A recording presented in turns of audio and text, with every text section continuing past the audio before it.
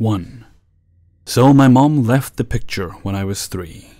She literally packed up one day and just walked out. So for a long time it was just my dad and I.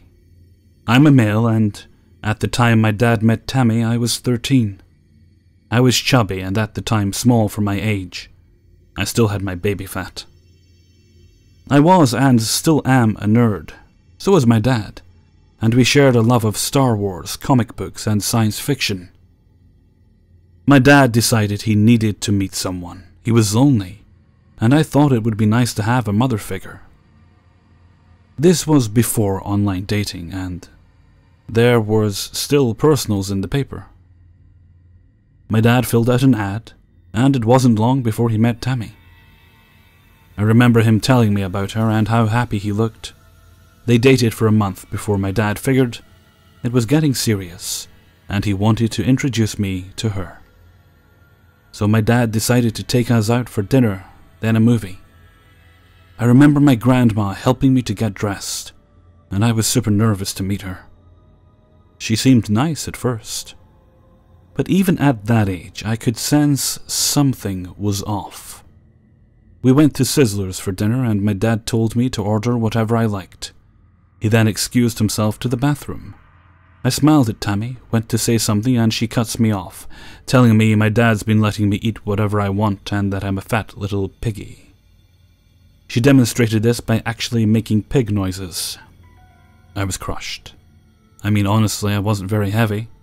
Maybe a little chubby, but not obese like some children are today. My dad actually didn't let me eat whatever I wanted, but anyways, back to the story. She ignored me until my dad came back and then played nice. I, for my dad's sake, faked being nice to her. I wanted to tell my dad what she said, but I didn't want to disappoint him or upset him. My dad was and is my best friend. Anyway, so I hoped and prayed my dad would realize what a bitch she was and come to his senses, but sadly no, he didn't. They dated steadily, and when I was 15, Tammy moved in. Now that summer I finally lost my baby fat and grew like a good foot or two. My dad's 6'3", so it wasn't surprising that I shot up to almost 6 feet by age 15. Puberty kicked in too, and my voice was doing that weird cracking thing. I made it a point to avoid Tammy. I went to school, came home and stayed in my room, did homework, and wait for my dad to get home. However, she started in on me most days as soon as I walked in. She'd always find something. I was a loser, I was stupid, etc. Just cruel, mean things. The few times I told my dad, he just insisted we all needed to adjust. So I just decided I could put up with her for 3 more years for my dad's sake. Then I was out of there. The next 3 years sucked. Her insults got meaner. She would also do things like put glass, pieces of paper, and sand in my food. And just my plate. I started refusing to eat her food. I was terrified she'd poison me. It was around this time my dad and her got married. Graduation came. I was so relieved. I was set to enlist in the army. I planned on being in basic by July, but of course, she had to try to ruin that. My recruiter got a call from someone saying I smoked pot and did drugs. Thankfully, I passed my drug test, but I know it was her. One night before I left for boot camp, my dad had a huge party for me. She had tried to cancel it earlier, claiming that she was sick, but by that point my dad had already invited most of my family and friends and wasn't going to cancel. She pouted the entire time. I started to see that my dad was kinda starting to see past her facade. Let's skip a few more years.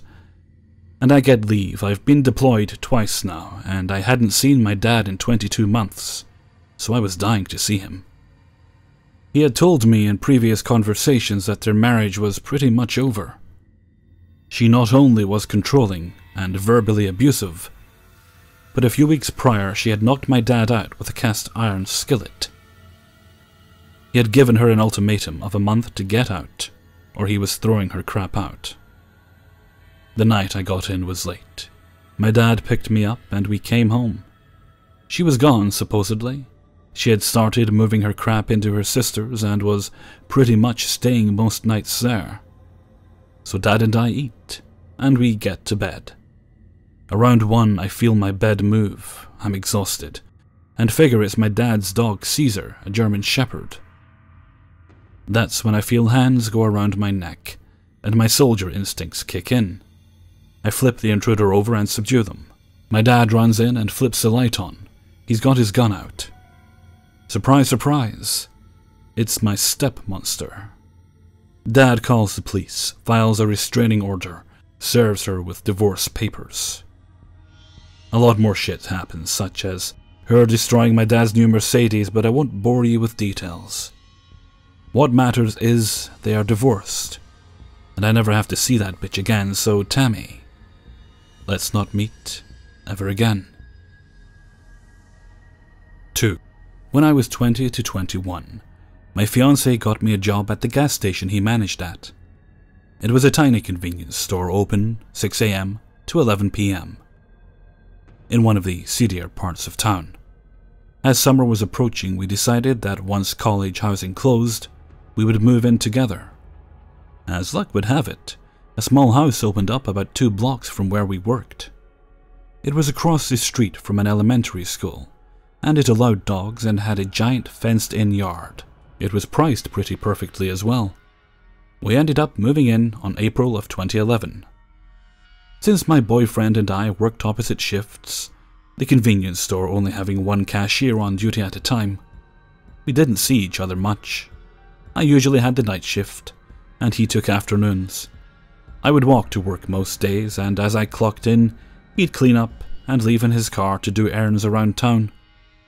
We drove fairly similar cars, so it left our house usually with just mine out front during daylight hours. I'm pretty sure most people thought I lived alone because of this. After I got off work, I'd lock up and walk home. I never left earlier than 11:30 p.m. By this point, I'd gotten to know most of the people in the neighborhood, and it didn't worry me at all to be out after dark. If someone did attack me, I knew who lived in basically every house between the store and mine, and could find help. I also know some basic self-defense, and have a tendency to walk with my keys in my fist. In short, I felt safe. It never occurred to me that I was being targeted. It started at the end of May. I checked our mailbox one afternoon to find a letter addressed to me, with no return number. My name had been spelled incorrectly, and my last name omitted completely. I took it inside, and curiously opened it. Inside was a 3-page love letter from a secret admirer. It was sweet, a little grammatically incorrect, but frustratingly enough, very vague. I shrugged it off. It wasn't the first time I'd gotten unsolicited notes from a stranger. My boyfriend saw it when he got home and teased me about it. It wasn't till the next day we realized that somehow this stranger knew my address. The next letter came a few weeks later. This time the writer spelled my very unique name correctly. Another lengthy love confession was enclosed, but this time with a set of drawings. The drawings all included my name, and were done in the style of tattoos. Most had hearts or roses, some had been diligently cut around with an X-Acto knife, it seemed. They were beautiful, but scary. I put everything back in the envelope and stashed it away with the first letter. After that, a third letter showed up, with more drawings. This time the writer included some identifying marks about himself. He had 3 dots tattooed on the web between his thumb and index finger on his left hand. His right elbow had a spider web tattooed on it. If he wore shorts, I could see stars tattooed on his knees. He let me know I could find him if I looked. Finally, he told me he'd been watching me for a while at the gas station. He thought I was cute, funny, and nice. He'd love to get to know me better. I updated my parents with my newfound knowledge, and my dad panicked. The tattoos the writer described were all gang-related. He insisted I go to the police, which I did. Of course, they couldn't do anything. I went to the postmaster. His hands were tied as well. I realized I'd been followed home at least once by this guy in the dark. My boyfriend wouldn't let me walk to work anymore. I bought pepper spray. Our head manager left a baseball bat behind the counter for me. For the first time in my life, I was scared of another human being. After the third letter, my admirer took a hiatus. I didn't receive another letter from him until August. Finally, it had a return address, the State Pen. It held another handful of drawings, another sweet letter, and a request to write him back if I felt so inclined. He signed it, almost childishly. Yours forever, Jos. I took all the letters and stored them deep in a dresser. I'm sure I've lost them by now, between moves and all. And I'm sorry, my artistic friend, but I've decided. Let's not ever meet. 3. For some context, I'm a female university student that just moved away from home to go to school. I work at a gymnastics club near the university I'm going to. And as a poor university student, with a free bus pass and no car, I take the bus to and from work. The gym is located through a pretty busy intersection. One road is a parkway, and the other is a city street that runs from downtown all the way out of the city, and, of course, the gym is at the end. That's no longer really in the city. Luckily, there's a side of the road bus stop. The kind with no paved surface, right across the road from the gym. The bus stop is packed by a very steep hill. Not particularly high, but way too steep to consider walking up or biking on, etc. And a lot of bushes and very long grass. Like with all buses, the times that it comes are a little strange. And the bus I try to take home on one night of the week is scheduled to come at 7:44. With my luck, I usually just miss the bus, and I got into the habit of waiting half an hour at the stop for the next one to come. The first few weeks of working at my job and using this bus stop were pretty uneventful. Although I'm a pretty paranoid person, and was kind of expecting something to freak me out. Then one of my co-workers that takes the same bus told me a story that put me way more on edge, and maybe more prone to overreact at what happened. But I think I was justified. A few months into the school year, it's dark by the time I have to bus home, which automatically makes me more nervous to stand at this bus stop. A few times so far, guys have slowed down to shout or whistle at me, or suggestively offer me a ride.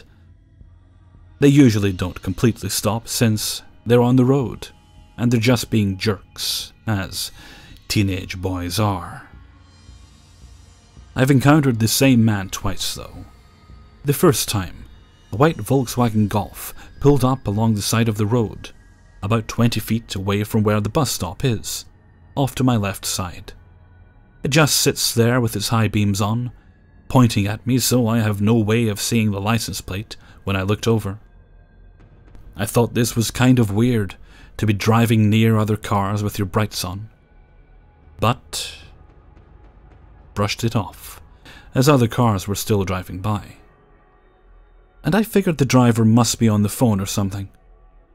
Somewhere upwards of 5 minutes goes by, and at around the 3-minute mark, there are no cars coming along the road that we're on. And there's still a lot of cars gathered at the intersection. That's about 100 meters in the direction the car came from. After the 5 minutes or so that it was, this intersection is empty too, so there are no cars around. The Golf starts rolling towards me, like if you just took your foot off the brake, but didn't press the gas. And now I'm starting to get a little freaked out. It comes to a stop in front of me, about 2 feet away, directly in front of me, and the guy rolls down his passenger window. I was really scared when I saw that he had his phone's, I assume, flashlight on. And his phone was laying somewhere on the passenger seat, so the light was shining at his face, and I couldn't make out any features with a large amount of detail. This guy grins at me, which looked horrific, with the light shining in his face, and says, "You want a ride home? Come with me, I'll give you a ride." I responded, "No, I'm going to take the bus, thanks anyways." "No, come with me," this guy insists. "Girls like you shouldn't be out after dark by themselves." At this, I, the ever-stubborn, hot-headed idiot, am starting to get as pissed off as I am terrified because I don't like people that don't understand the word no, and I told him, "Actually, it's a pretty safe city as long as you don't do anything completely fucking stupid," in what I like to think was a tone implying getting in your car would be one of those completely fucking stupid things. He kept trying, and I kept saying no, until eventually I told him, "Look, buddy, I'm meeting my friend here any minute now, and he's going to be pissed if he comes to meet me here after his practice and I'm not around." Hoping this would imply that not only do I have a male friend coming, but he does some sort of sport, so he's in good shape. The guy pauses before answering and then says, "You're meeting with a guy friend?" That's what I said, any minute now. And the guy peeled out of there so fast that I got hit in the face with gravel. I took a look at his back license plate, and there wasn't one. Of course, like with all creeps, he's not just going to give up there. And I don't learn my lesson well. So a few weeks later, last week, he tries again. He pulls up, does the same waiting routine, of course. This time I know what's coming and I'm just waiting for an opportunity to cross the road and head back to my gym to avoid this guy. But as luck would have it, I had to choose between talking to this asshole or go running in front of a car going 80 miles per hour. He clearly remembers me when he rolls up to talk to me, but for some deluded reason thinks I won't remember him, and he tries his whole "let me give you a ride" routine. Instead of answering, I took a picture of him on my phone and told him, "Listen, I didn't want a ride last time. I don't want one this time. I've got bear repellent in my pocket, and I'm more than willing to use it, and then take this picture to the police. Leave me the fuck alone." Of course, I'm a tiny girl, so it probably wasn't that intimidating. But I have been known to scare people when I'm pissed off, and I was ready to kick some ass. He, of course, immediately leaves because I'm not such an easy target anymore. I went to the police the next day and reported it, but unless they happened to see the white Volkswagen Golf with no back license plate, they're not going to find him. Maybe I'm overreacting, but the story scared my parents when I told them about it, and they assume I'm overreacting about everything. Hey everyone, Hellfreezer here, and thank you very much for listening to 3 True Scary Stories, episode 152. I want to say thank you very much to everyone who allowed me to use their stories. Well, hopefully by the time you hear this, I've been enjoying a nice, calm, noise-free weekend, which I intend to spend eating rubbish sweets, eating pizza, and drinking soft drinks and Coke and things like that. Coca-Cola, I'm not going to do Coke. That'll be in preparation for all the banging to start again on Monday. In fairness, they do seem to be making a bit of progress with it, and you know what, in spite of all the hammering and banging, I've got to say, unlike a lot of workmen that I've encountered over the years, these guys keep fairly quiet. Not a lot of shouting and cursing and the like. I think they'd get into trouble if they were cursing anyway, but yeah, so they're generally quite respectful, at least in that regard. I think they might be Polish workers. I'm sure I heard someone speaking Polish the other day. Probably a lot of my former customers for the shop I used to work in. I had quite a large Polish community in my local area. I do remember there was one man that came in one day, a very friendly fellow. He even tried to hug me one day. Which, if that's the worst thing that happens to you on a night at work, I suppose you count yourself lucky. I did have people try to hit me at one point, and then the usual, I'm going to wait for you after work, that sort of thing. So, a friendly fellow trying to give you a hug is not a bad thing, at least not in that context. Well, okay, I'm going to head off for now. So until next time, thank you very much for listening, and take very good care of yourselves.